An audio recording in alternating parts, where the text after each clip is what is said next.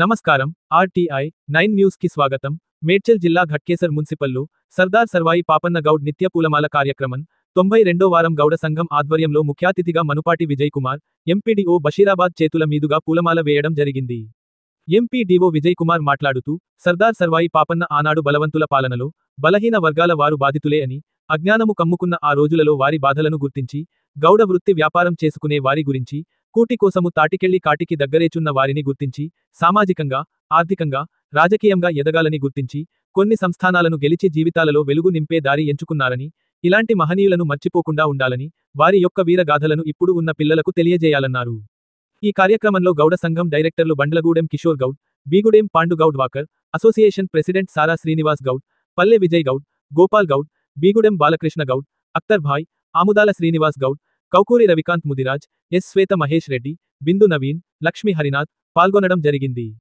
RTI 9 news, Ghatkesar, Keesara bureau reporter Talka Ramulu.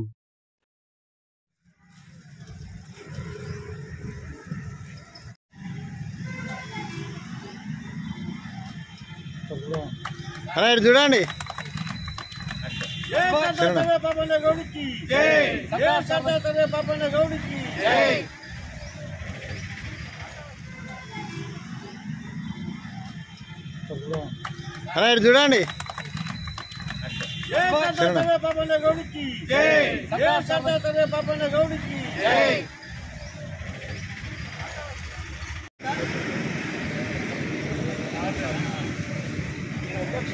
పేరు విజయ్ కుమార్, నేను MPDO. అయితే ప్రజెంట్ అయితే మన ఘట్కేసర్లో ఉంటున్నాను నేను. అయితే ఈ మన సర్దార్ పాపన్న గారి యొక్క చరిత్ర అంటే నాకు మా నాన్నమ్మ వాళ్ళు బాగా చెప్పేది. ఇంకా తెలంగాణ మొదటి పోరాట యోధుడు ఇద్దరు. అయితే మామూలుగా శివాజీ ఏ విధంగా అయితే ఫైట్ చేసిండో అదేవిధంగా తెలంగాణలో ఫస్ట్ పోరాటం చేసిందే మన సర్దార్ సర్వాయి పాపన్న గారు.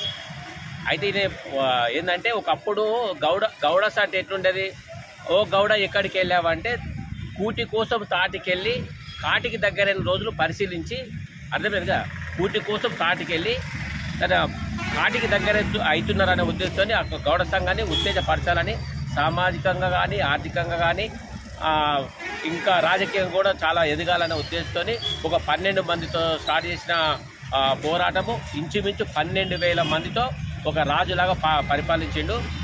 అయితే అగ్రకులాల కొన్ని కారణాల చేత లాస్ట్కు రాజ్యాన్ని కోల్పోవడం జరిగింది. కానీ అతన్ని మంచి మహనీయుని మర్చిపోకుండా మనం గుర్తు చేసుకొని ఇట్లా పూలమాలతో సత్కరించుకోవడము, ఆయన గురించి కూడా మనము మన పిల్లలకు కూడా తెలియజేయాలనే ఉద్దేశంతో నేను ఇక్కడ రావడం జరిగింది. ఈ అవకాశం ఇచ్చిన మన గౌడ మిత్రులందరికీ నా సంఘం అధ్యక్షులందరికీ కూడా నా నమస్కారం. థ్యాంక్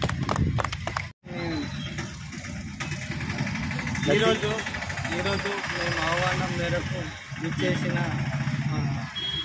ఎంపీడీఓ సార్ విజయ్ అన్న గారికి స్వాగతం సుస్వాగతం తెలుపుతూ గౌడ సంఘం వారి తరఫున 92వ పూలమాల కార్యక్రమానికి అతిథిగా పిలవడం జరిగింది. ఈ కార్యక్రమానికి విచ్చేసిన మా విజయాన్నకి ధన్యవాదాలు తెలుపుతూ సర్వాయి పాపన్నని ఉద్దేశించి 2 వాక్యాలు చెప్పాల్సిందిగా కోరుతున్నాను.